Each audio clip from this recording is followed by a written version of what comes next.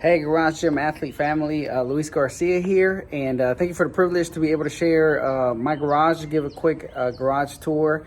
Hopefully, what I share will help you if you're starting to build your garage gym. Maybe some tips that I kind of came across throughout the process of building mine. And maybe if you have any ideas or thoughts of your own that could help me, I'm open for them. So thank you just for the opportunity. Let's get this thing started. So, quick overview of my garage. I have a single stall, about 200 square feet garage. As you can see, it's more slimmer than it is wide. Space was very important for me, how to maximize the space of the actual garage. So what I did is I quickly realized that one of the best ways to maximize your square feet or your ground footage would be to mount everything on the wall. So get everything stacked on one side of the garage rather than having shared storing, because then you end up losing like space on the floor and you'll end up kind of having a very slim, even slimmer garage to work in. So it does make a big difference to kind of just push everything on one side of the wall. As you can see here, the only fixed thing on this wall is the pull-up bar, but even then it's off the ground. So everything else can still be moved. So you can still rearrange that. Everything that is fixed that won't be going anywhere, like the squat rack, the bar, and all that kind of the weights, all that kind of stuff is more permanent. So you don't want to share permanent stations like that on both sides. I quickly realized that makes a lot more space. So with that being said, let's get started with the tour. So the floor is old, a gym that was closing down, was getting rid of their everything basically inside, and the floor, they were rolling it back up and they decided to sell it for about $1 square foot. So about $200 grand total to cover the entire garage gym, which came out a lot cheaper than stall mats. I was very close to buying stall mats, and then I saw it on Marketplace, so went ahead and bought that. Let's start over here with some equipment. So I have a very basic bench. This is like one of those Gold Gyms bench. It is adjustable, so that is a perk. My benching is not anywhere near the 300s. So I don't think I need anything that is like super sturdy. I did get it off the floor to again give me more space, and I just bought some 50-cent hooks at Walmart. Put them in there, spray painted a piece of plank so it would go with the black wall, and there you have it. Found the studs, put it on there, and just kind of get it out of the way. Back here I have this this little kind of hook thing. It's meant for laundry, like laundry rooms, but it makes a very cheap alternative. It came in white, but I just painted it black again just to kind of go with the aesthetic. So anyway, just a quick little cheap way to hang more stuff on there so you don't have to use up space anywhere else. So we got anything from straps for deadlifts and stuff like that, some brushes that I use on my bars and all that.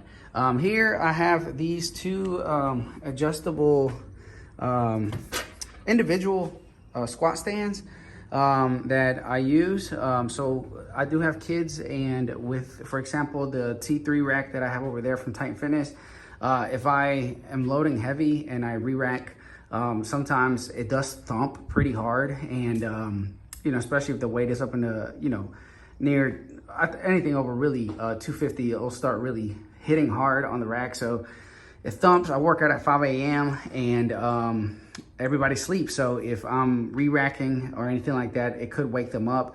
So what I realized really quickly was that this was the way to go for stuff like that, because there is no bumping. And also with it being free, you can move it anywhere. For a nice day like today, you could move it outside. So yeah, I think these are really cool and they're cheap. I did put some Gorilla Tape on here just to prevent that metal on metal contact with the barbells. But it's just a cheap alternative way. I found these for 30 bucks on Facebook Marketplace for both. So I love them. I think they're cheap. I wouldn't go if you got a squat over 1,000 or near 800 pounds. I probably wouldn't trust them, but they work pretty good for a garage gym. So Here I have some mattress foam, and I use this sort of like a crash pad. And if I have friends in here working out and stuff like that, I bring them in and we'll just kind of spread them out. So again, trying to be quiet in the mornings when it comes to deadlifts and stuff like that, which have been coming up a lot lately in the H2K track. They come in, they're a blessing to keep the noise level down. Here I have my first DIY project, which was this Ply Box down here. It's holding up strong. Shout out to Jerred for that DIY on Garage Gym Athlete. That's actually how I came to know about Garage Gym Athlete. Was I was looking for some sort of schematic on how to build a Ply Box, and I came across the website. That was my first introduction to Garage Gym Athlete, and it's holding strong. We've put it through the ringer, so it's working well. Here is a commercial Ply Box. You might be asking, why do you have two? Well, my wife works out in here too, and not only that, but I have friends that come in and work out too. And if you have a garage gym, one of the main reasons you probably have one is to maximize your time. So the more equipment you have, the more people can go at a time, the quicker you can get in and out. So I tend to have two of everything, or at least try to make things go by quicker. So this Ply Box, I bought it. It's a Lynx. I painted it black just to go with the aesthetic again. And then when I measured these two up, they were identical, like height-wise and width-wise and everything like that. So shout out to Jerred once again for those schematics on that. Okay, other than that, good old Army flag here. I did do some time in the service, so got to represent. I got my cleaning utensils down there, something to keep the floor clean, and then my oils for barbell maintenance. I got some chalk balls. If you guys don't use these, I recommend you should, rather than the chalk. They're just a lot less messier. And then down here we got some Reese's as rewards. No, I'm kidding, it's empty. It's just trash. So I got this timer right here. This timer is a Pillar. I got this on Amazon. I tried finding it so that maybe I could suggest it to some people if they're looking for a timer. Because when I bought it, it was $45, which is a steal. It is programmable for everything under the book. Interval training, Tabatas, up, downs, whatever it may be, it's completely programmable. And last I found it on Amazon, it had kind of spiked up a bit to about $100. So sorry, but yeah, it's the Pillar. Maybe it would drop back in price. And here's the brand of it, just in case you guys may be wondering. A little anniversary gift from the wifey right there. Here we have a DIY storage rack, and I made this with just a 2x4. Found a stud, of course, on the wall, and then these are like 50-cent hooks at Walmart. Bought those and then just set them up, and yeah, it works just as fine. The only thing that I'm concerned about sometimes is that I taped it so there wouldn't be metal on metal contact, but the electrical tape didn't really hold up, so there is some exposure there. But as long as you're not rough putting it back in, it shouldn't damage your coating. This right here is an Ohio bar. I found this on Amazon, on Facebook Marketplace for $50. Sorry, $150. It did have a lot of rust on it, on the sleeves, but I just took some oil, some 3-in-1, and as you can see, the sleeve is pretty messed up, and there was some rusting on the inside.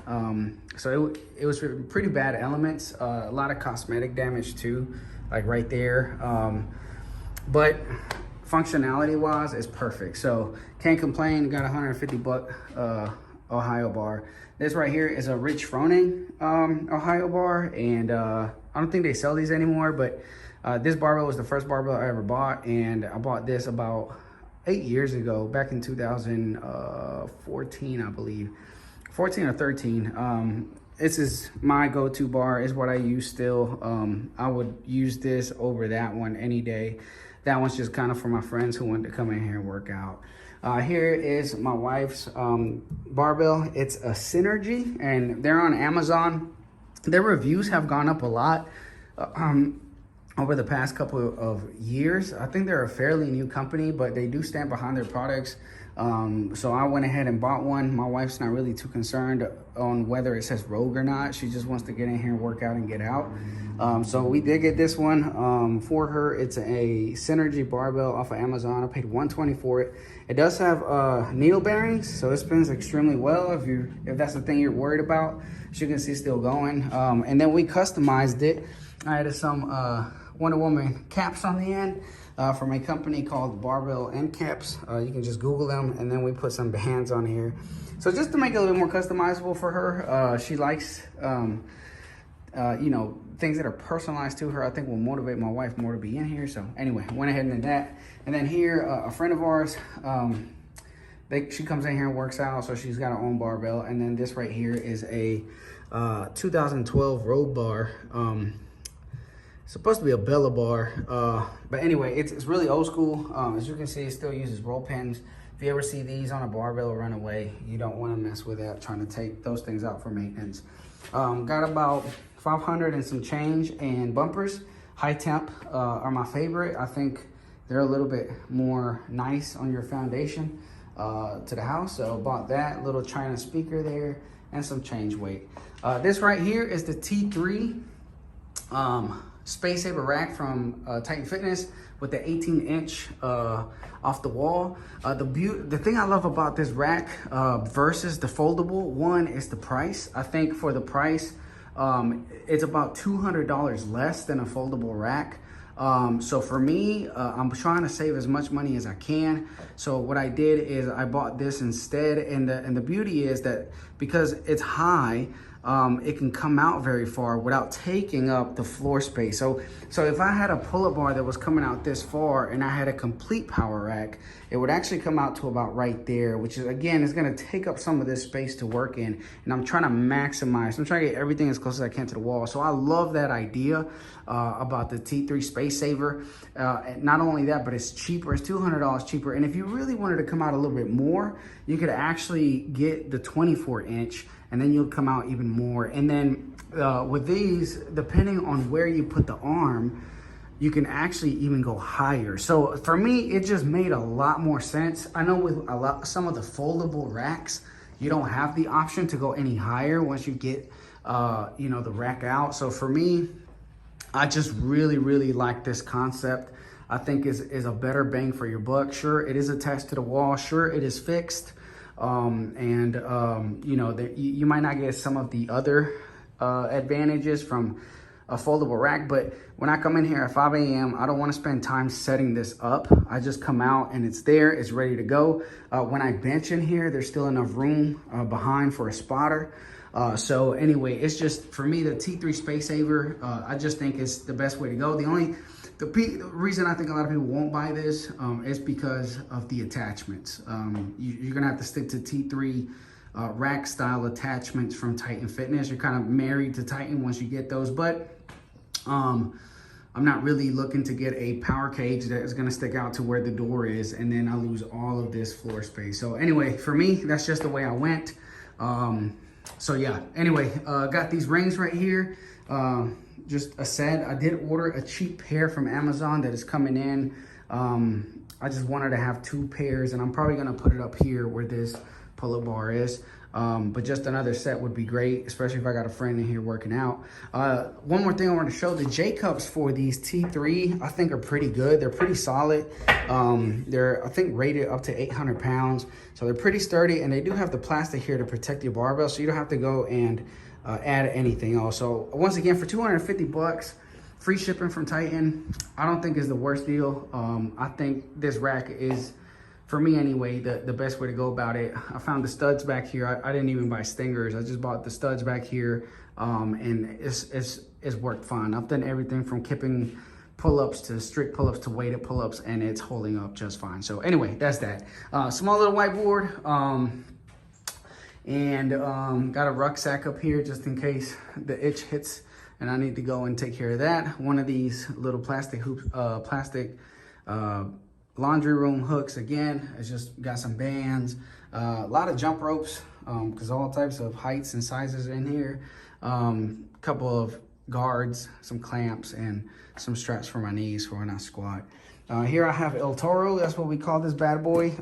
Just some 4x4s with some 2x4s and some piping, and you have yourself a sled. We put like 200 pounds on that thing, and it's holding up fine. So we just drive it up and down the garage. The driveway. It's got nothing on the bottom, but the wood is doing just fine. If anything, if it wears out, I'll probably just replace it with some furniture sliders or something like that. Over here we have just some wall balls. I got a 10 pound and a 20 pound. So very basic wall ball weight. A couple kettlebells at 35. Got some shoes. These plates for the adjustable dumbbells. I still think this is the best adjustable dumbbell on the market, in my opinion. At least bang for your buck. If you don't mind switching out stuff, which is a little time consuming, but all in all, it's not that much of a loss. A couple of ab mats, some sandbags, some 53 pound kettlebells down there, a pair, and some 50s and 30s. These I like to use for dumbbell snatches and stuff like that because of the hex coating, the coated rubber, just easier on your floor to drop and stuff like that.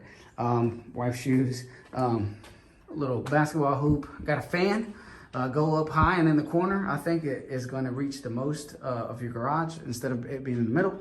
And then we have a Schwinn 86 right here that my brother gifted me for Christmas. He found it on Marketplace and he found it for about $250. So there you go. I have that. A little makeshift bench here. Not sure it's up to international powerlifting standard, but it gets the job done. A little wobbly, but 2 benches, 2 people can squat at the same time. And then 1 barbell pull-up here, a pull-up bar here that's a little bit lower, just for the ladies. Works just fine. So yeah, so that's that. And then here I have a Schwinn that I got off Facebook Marketplace for 50 bucks. It's an Airdyne, 50 bucks. Again, now I can have 2 people on the bikes.